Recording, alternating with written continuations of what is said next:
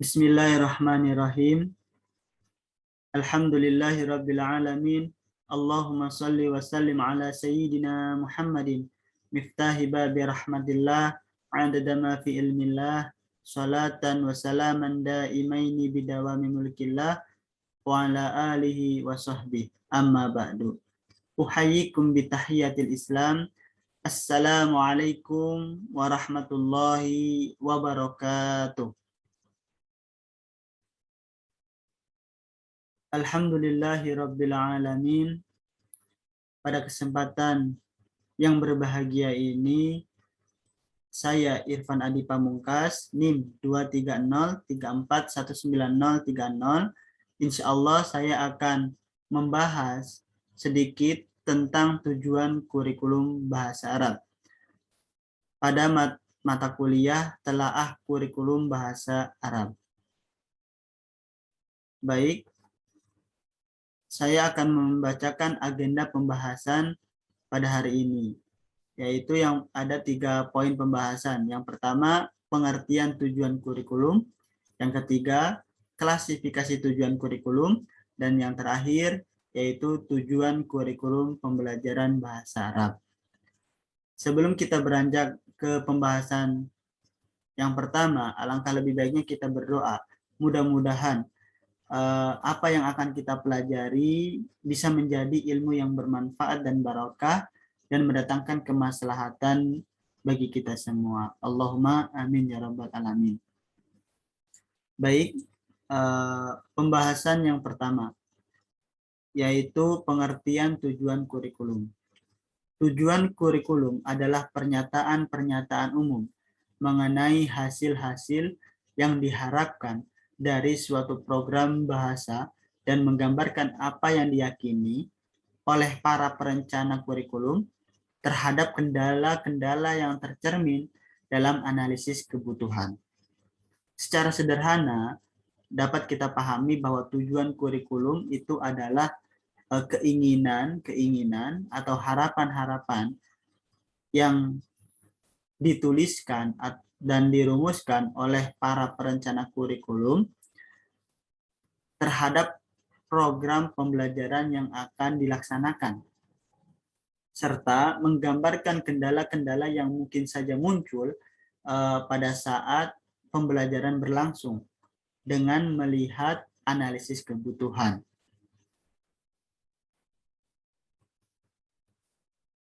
Tujuan yang jelas akan memberikan arah, langkah, dan memberikan arah terhadap langkah dan kegiatan pembelajaran yang terarah dan terorganisir.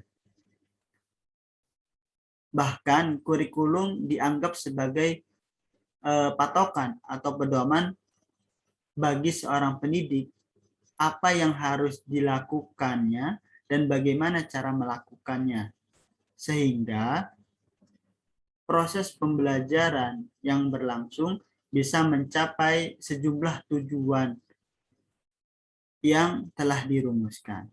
Itu sekilas pengertian tujuan kurikulum. Pembahasan yang selanjutnya yaitu klasifikasi tujuan kurikulum. Ada 4 klasifikasi tujuan kurikulum. Yang pertama, tujuan pendidikan nasional.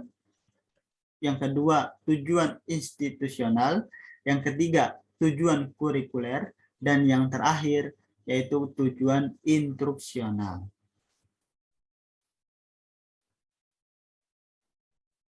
Keempat klasifikasi ini merujuk pada sebuah pernyataan dari Susilana 2006 yang menyatakan bahwa dalam skala makro, rumusan tujuan kurikulum erat kaitannya dengan filsafat atau sistem nilai yang dianut oleh suatu masyarakat.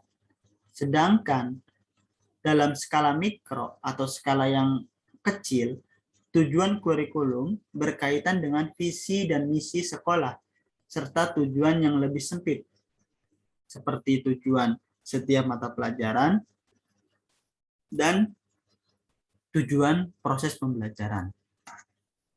Selanjutnya kita akan menjelaskan dari 4 klasifikasi tujuan kurikulum.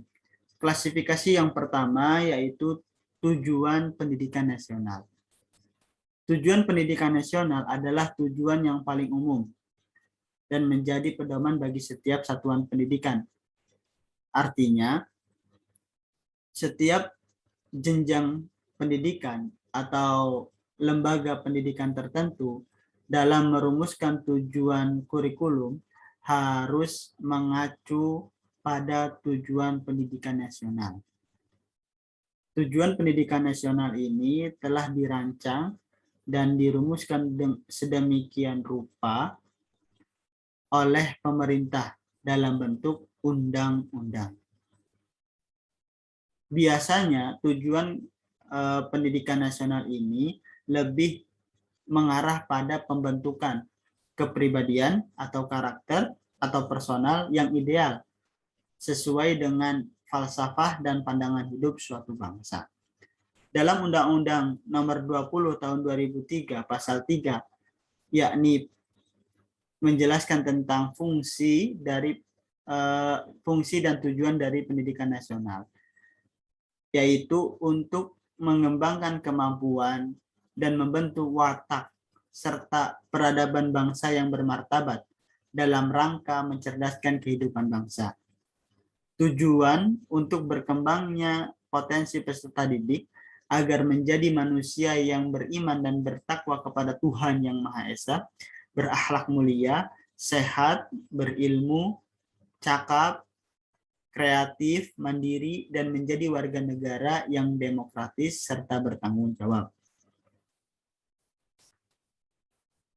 Klasifikasi yang kedua yaitu tujuan institusional atau bisa juga disebut dengan tujuan sekolah atau tujuan lembaga pendidikan tertentu. Tujuan institusional adalah tujuan yang harus dicapai oleh setiap jenjang lembaga pendidikan, baik pendidikan dasar, pendidikan menengah, pendidikan kejuruan, ataupun pendidikan tinggi.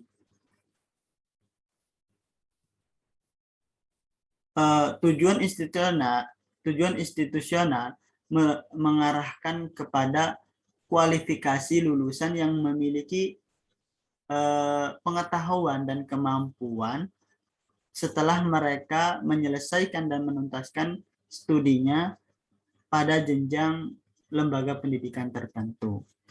Dan pihak yang memiliki wewenang dalam merumuskan tujuan institusional ini meliputi kepala sekolah, komite sekolah, guru-guru, kemudian wali murid, dan masyarakat sekitar. Selanjutnya yaitu tujuan kurikuler. Tujuan kurikuler adalah tujuan yang harus diraih oleh setiap bidang studi atau mata pelajaran tertentu di satuan pendidikan tertentu. Tujuan kurikuler ini lebih fokus pada menghasilkan peserta didik yang memiliki penguasaan terhadap pengetahuan dan keterampilan pada bidang studi atau mata pelajaran tertentu. Tujuan kurikuler ini dirumuskan oleh himpunan setiap bidang studi atau mata pelajaran tertentu, atau biasanya kita kenal dengan MGMP, yaitu singkatan dari Musyawarah Guru Mata Pelajaran.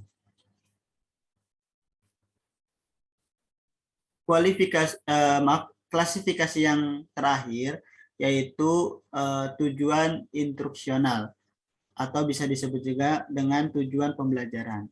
Tujuan instruksional ini sebagai tujuan yang paling khusus yang dirumuskan oleh seorang guru.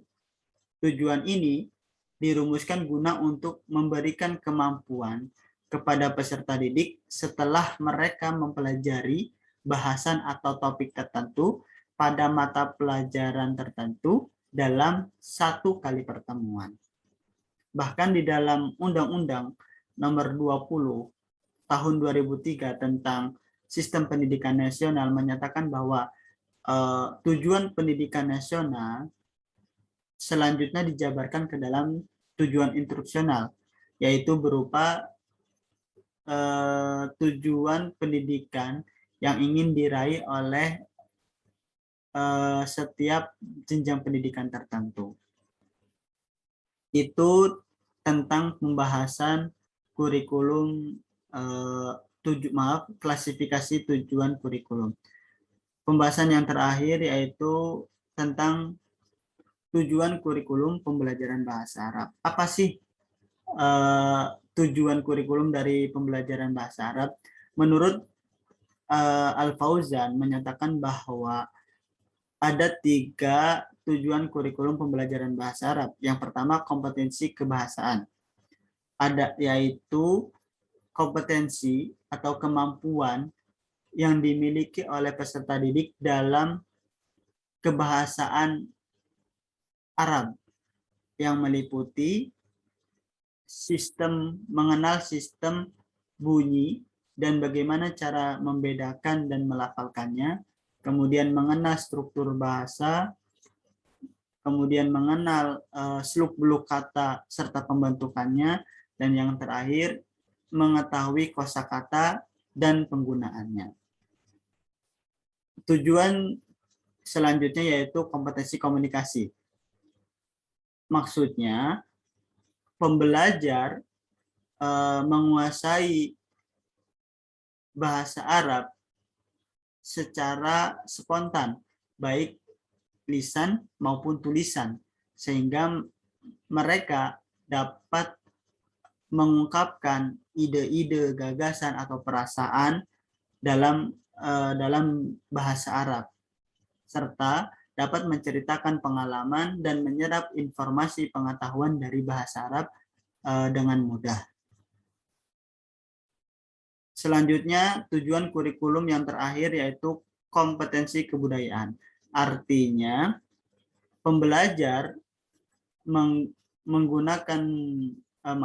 pembelajar menguasai bahasa Arab dari segi aspek kebudayaan yang meliputi memahami pemikiran penuturnya, kemudian adat istiadat, kemudian etika, seni, dan lain sebagainya yang berhubungan dengan kebudayaan.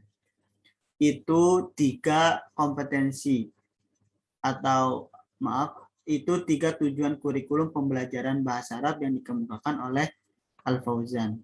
Selanjutnya,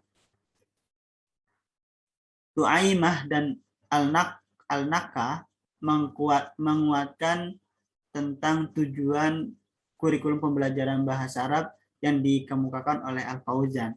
Menurut Tu'aimah dan Al-Nakah, tujuan pembelajaran bahasa Arab bagi non-Arab itu ada 4. Yang pertama, memahami bahasa Arab secara benar dengan menyimak secara sadar terhadap kondisi kehidupan secara umum. Yang kedua, berbicara dengan bahasa Arab sebagai alat komunikasi langsung dan sebagai pengungkapan ekspresi jiwa. Yang ketiga, membaca teks berbahasa Arab secara mudah dengan menemukan makna-makna dan berinteraksi dengannya. Dan tujuan yang terakhir yaitu menulis dengan bahasa Arab sebagai ekspresi kondisi fungsional dan kondisi diri.